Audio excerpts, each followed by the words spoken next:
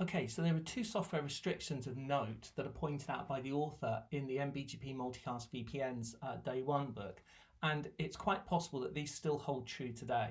The text was authored in 2011, however, the first implementation of next generation multicast was by Juniper in 2007.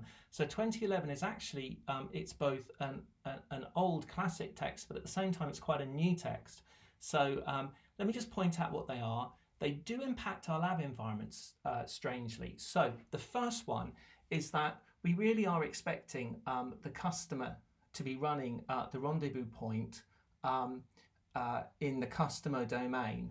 Now, if we're actually instantiating the rendezvous point for the customer, then we're running SPT only. And this actually makes quite a lot of sense as you go through the examples, but it really is worth bearing in mind. And it also explains why in the chapters we have rendezvous points on, but we're also SPT only.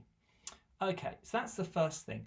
But the author also notes that that even in SPT you're going to be seeing some of those extra signaling packets. So be aware of that. Okay, so and that's on page 63 of this really classic text. Okay, so the second issue is that senders and receivers really shouldn't be directly connected into the PEs, which is completely logical.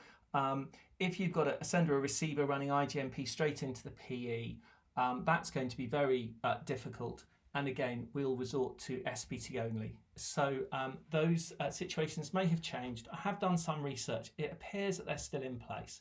Now, in our chapters, we are in the first situation here where we're running CRP for inside the VRF for the customer. And also in Superlab 1, we're running an Anycast rendezvous point for the customer as well. Now in Superlab 2, we are actually using the upstream multicast UMH selection, and we're actually not the rendezvous point there. And then you'll be able to see the competing paths come in.